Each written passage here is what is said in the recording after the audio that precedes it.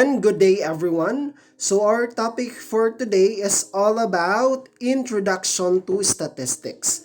So before we start our lesson for today, here is our intended learning outcomes or the ILOs. At the end of the discussion, the students must be able to do the following. First is describe sample and population. Second is differentiate quantitative and qualitative variables. Third is identify the quantitative data, whether it is discrete or continuous. And fourth, differentiate data and information. Again, at the end of the discussion, the students must be able to do the following. First is describe sample and population. Second is differentiate quantitative and qualitative variables. Third is identify the quantitative data, whether it is discrete or continuous. And fourth, differentiate data and information. So here, statistics. What is statistics? So statistic means it is an art and a science. So meaning both an art and science that deals with the collection, organization, creative presentation, analysis, and interpretation of data. So when we say statistics, so we use this one in our researches. So in any field, so whatever field do you have, you will use statistics. So again, if you have researches, you will collect the data.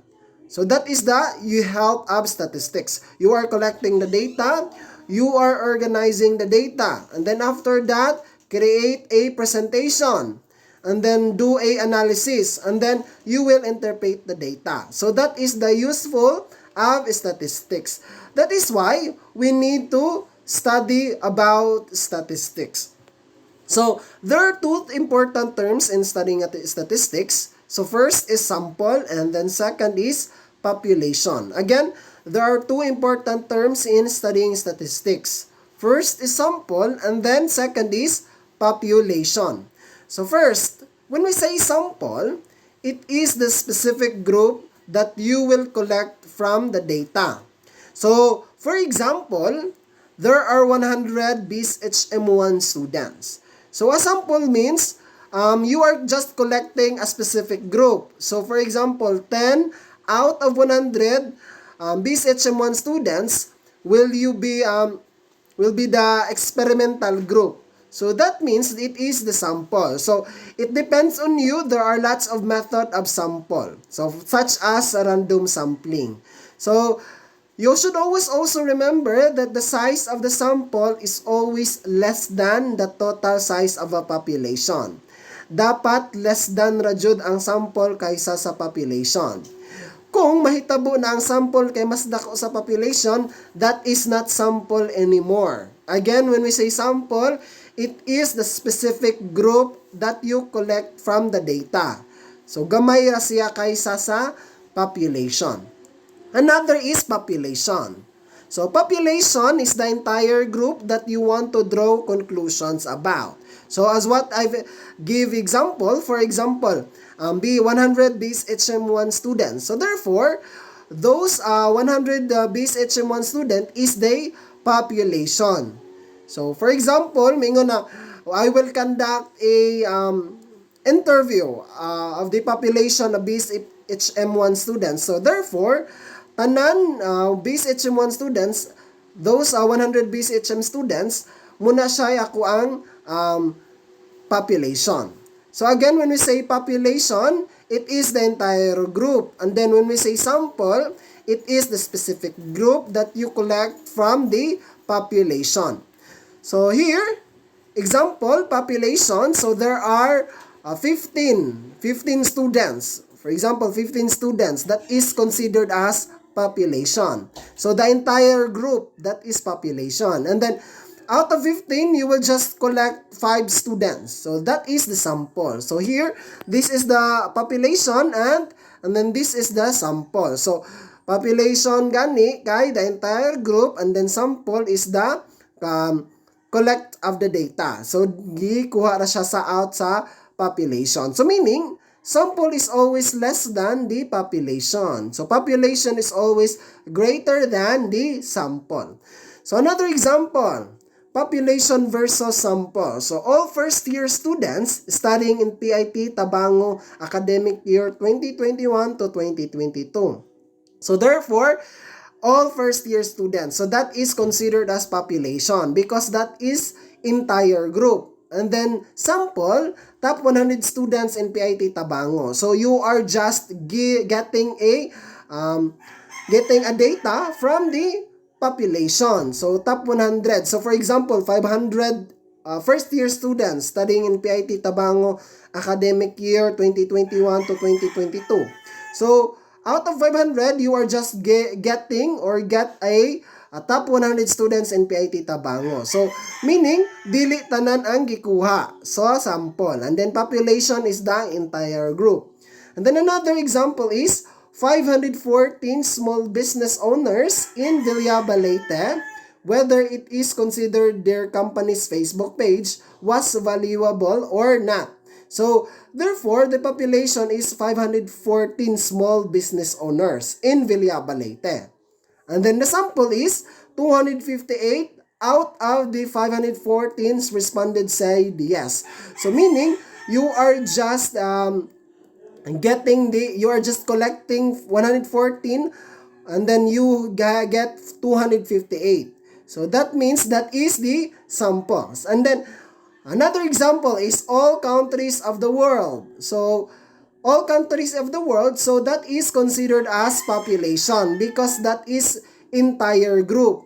And then next is sample, countries with published data available on birth rates and GDP since 2000. So, for example, there are only 10 countries na nag-publish og data available about sa birth. So, therefore, that is sample because you are dili tanan nimong dikuha, not the entire group. Again, when we say population, the entire group. And then when we say sample, you are just collecting a specific groups from the population. And then field of statistics. So, there are two field of statistics. So, first is descriptive statistics. Second is inferential statistics. So, when we say descriptive statistics, it deals with methods of processing, collecting, organizing, and presenting data appropriately and creatively to describe or assess group characteristics. So, you use this method by collecting, organizing, and presenting data appropriately. So, the most common descriptive statistics tools, there are measures of location. So, these measures of locations are mean, median, mode, quartiles, decile, percentile. So, that is measures of location. That is considered as descriptive statistics. And then, another is measures of dispersion. So, what is measures of dispersion? These are the standard deviation, variance, coefficient of variability, and range. And measures of tendency, skewness, and kurtosis. So, these are the descriptive statistics. And we need to discuss this one on this final. And then next is inferential statistics. So, when we say inferential statistics, it is concerned with drawing inferences about the population based on pre-selected sample components. So, you are just drawing inferences, drawing conclusion about the population based on the sample components. The formal methods involves analysis and interpretation, which are called inferential statistics. So, this is formal method of analyzing and interpretation of data. So, that is inferential statistics.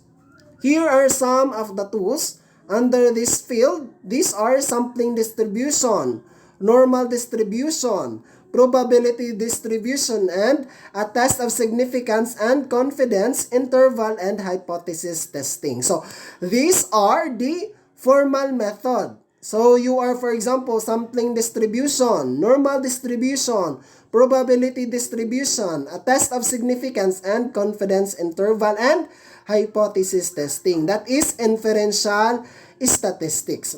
And then there are key terms in studying statistics. So first is constant and second is variable. So again, there are two terms in studying statistics. So first is constant and then second is variable. When we say constant, constant apply to the basic quantities which do not change in value. For example, of these are fixed value of pi, 3.14159265. So, constant means dili mausab ang value. Constant ra jud siya. Bisan unsaon pa na nimo, dili na mausab. Constant. So, next is variable. When we say variable, variable are quantities that could take any one given set of values. The variable may carry from the entry to another. It is often referred to any observed characteristics of these attributes of a group of items, persons, or events. So meaning, variable, mausab ang data. So that is variable. So unlike constant, dili na siya mausab. When we say variable, pwede pa siya mausab. So in mathematics, we use variables. So in algebra, we use different letters to consider as variable. So x, y, z. So that is considered as variable. So in statistics, a variable means a quantities that given na one given set of values may vary from the enter point. So it is often referred to any observed characteristics or attributes of items, persons, or events. Okay, next is there are two types of variables. So these types of variables are, first is qualitative variable and then second is quantitative variable. Again, there are two types of variables. So first is qualitative variable and then second is quantitative variable. When we say qualitative variable, it means it is categorical. So it is non-measurable characteristics that cannot assume any numerical value but can be classified into two or more categories. So that is why qualitative is also called categorical, because you are just categorizing a data. You will not use any numeric value, any numerical value. You are just categorizing the data. For example, gender is a qualitative variable. So why we consider gender as a qualitative variable? It is because we are categorizing gender from male or female. For instance, there is a form that requires you to indicate your gender. Then you may choose between two values, male or female. From that, it means you are categorizing yourself, whether you are male or you are female. So that's why it is qualitative variable. Another example is a person's skin color is possible variable that may one person is a white skin or black skin. So meaning you are categorizing yourself whether you are white skin or black skin. From that examples, you are not using any numeric value. You are just categorizing two or more categories. And the next is quantitative variable. So, quantitative variable is the opposite of qualitative variable. So, kung ang qualitative variable, dili siya mag-use og numeric value. So, ang quantitative variable, we use numerical value. So, quantitative variable are measurable characteristics that can assume a numerical value. So, muna siya may use na nato ang numerical value. Quantitative variables are classified as discrete or continuous. So, there are two types of quantitative variables. So, these are discrete and continuous variables. So, again, when we say qualitative variable, we cannot use a numerical value. We are just categorizing it. And then, when we say quantitative variable, we are using a numerical value. And then, there are two types of quantitative variable. There are two classification of quantitative variables. So these are, first is discrete and then second is continuous. So when we say discrete variables consist of variates or actual value, usually obtained by counting. They are represented by counting numbers or whole numbers. So discrete variable gani, it is a actual value, whole numbers. So mao na siya discrete variable. For example, number of subjects a student may enroll in a semester. For example, 9 subjects that you enrolled in this first semester. So that is discrete variable because it is the actual value. It is a counting or whole numbers. Whole numbers man jud, wala man joy tunga nga subject. So that's why it is discrete variables. And the next is the number of vehicles accident selected from the selected location. So from that example, it is discrete variable because we need to find the actual value. So for example, 10 vehicle accidents from the different location.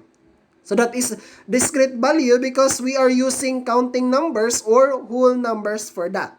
Again, when we say discrete value, it is a actual value, whether you are using counting numbers or whole numbers. And the next is continuous variable. From the word itself, continuous. So, nag-continue ra siya na variable.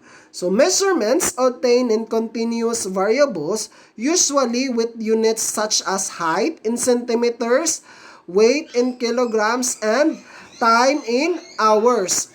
Continuously, variables are often obtained by measuring values using formulas such as earnings, IQ, and final grades. So, meaning, continuous variable, it is continue. Nag-continue ra siya ang number. So, for example, height in centimeter, weight in kilograms, and time in hours. So, meaning, dili na dyan siya whole numbers. So, it is also open contain the measuring values formula. So, if you are used formula, so for example, getting the final grades. So, you are using formula for that. That is considered as continuous variable.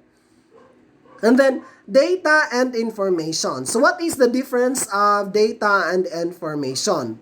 When we say data usually refers to the facts concerning things such as status in the life of the people. So, we use data if we are concerning the life of the people. The effectiveness of the objects, the effects of an event to the society or scores of the student in quiz or exam. So, that is data. So, data means nag-eksperimenta sa status or life of a person. And the next is information. When we say information, it is a set of data that has processed and presented in a form of suitable for human interpretation. It is a secondary source of information is taken from the works of the agencies. Like for example, National Statistics Office, and then the Securities and Exchange Commission, SSS, and then other government private entities. So, information gani gikuha na nato siya sa mga government agency. For example, NSO, SSS, muna siya. So, for example, ang PSA or ang PSA, nag-ingon na there are 44,000 total population of Villabos. So, that is considered as information. Kaya nagkuha man tagikan sa from the agency. And then next is, there are 4 classification of measuring scales. So these are, first is nominal scale, second is ordinal scale, third is interval scale, fourth is ratio scale. So again, there are classification of measuring scale. So there are 4. First is nominal scale, second is ordinal scale, third is interval scale, fourth is ratio scale. So when we say nominal scale, usually data measured using nominal scale are qualitative. So when we say qualitative again, we are categorizing a data. Like categories, names, colors, favorite, foods, and labels, as well as yes or no response. Order is not a consideration on nominal scale. So, it is like qualitative data. So, nominal scale. So, you are categorizing a names or colors or favorite foods and labels. So, for example, it is considered quantitative also because, for example, mingon og 10 names. So that is, you are give a whole numbers and then you are categorizing. That is considered as quantitative and then nominal scale. Next is ordinal scale. So when we say ordinal scale, it is a measuring data must be ordered. So dapat order siya. For example, list of the top 5 tourist spot in the Philippines. So dapat order jud ang pagkabutang. So that is ordinal scale. The top 5 tourist spot in the Philippines can be ranked from 1 to 5. Another example is using ordinal scale is using unsatisfactory, satisfactory, good, and excellent. So, dapat order siya. So, for that is ordinal scale. So, usually we use that one if we want to know the performance of a certain teacher. So, satisfactory ba siya? Or unsatisfactory, good or excellent. So, that is considered as ordinal scale. Third is interval scale. So, data that are categorized using interval scale requires definite ordering. Interval scale data can be measured through the data that do not have a starting point.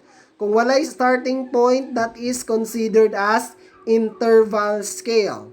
Like the case of temperature. So, a temperature 0 degrees Celsius do not mean that you don't have any temperature. So, again, when we say interval scale, walay starting point. For example, ang temperature 0 meaning dili na siya meaning walay wala kay temperature. So that is not a that is considered as interval scale because you don't have any starting point. And then last is ratio scale. So when we say ratio scales, it is a data that are collected using ratio. Or take a ratio-related problems. Ratio scales has 0 points and it is calculated. So meaning, na siya starting point. So 0 meaning dili gani 0 meaning walay value. So for example, for multiple choice statistics exam score. So for example, 80, 68, 20, and 92. So 0 means walay score. So naghatag siya og 4 data. So 80, 68, 20, and 92. So out of 100. If the student got the score of 10, it means that his or her score is 8 times lower compared to his or her classmates who got 80. So again, ratio skills has a starting point or 0 points. So again, there are 4 classification of skills. So first is nominal. You are categorizing a data, whether it is names, colors, favorite foods, and labels. And then ordinal scale, meaning it should be order. And then interval scale, wala siya starting point. And then in ratio scale, meaning it has a starting point. And then when we say data, we are concerning things about the status in the life of the people. And then when we say information, it is from the processed suitable human interpretation. So this is usually in the agency. So the information given by the agency from the government. For example, the NSO, the SSS, the PSA, so any government agency. And then when we say discrete variables, so it is an actual value. And then continuous variables, meaning continuous variable. So continuous value. So if you are using a formula, that is considered as continuous variable. So when we say qualitative variable, you are categorizing a data. And then when we say quantitative variable, you are giving the numerical value. And then, when we say constant, constant means do not change in any value. So, for example, the pi, we cannot change the pi. And then, variable means we can change a value. Variable may vary. And then, when we say inferential statistics, it is the formal statistics. And when we say descriptive statistics, it is a process of collecting, organizing, and presenting data appropriately. And then, when we say population, it is the entire group that you want to draw a conclusion. And then when they say sample, specific group from the population. So that's the introduction to statistics. So thank you so much and God bless us all.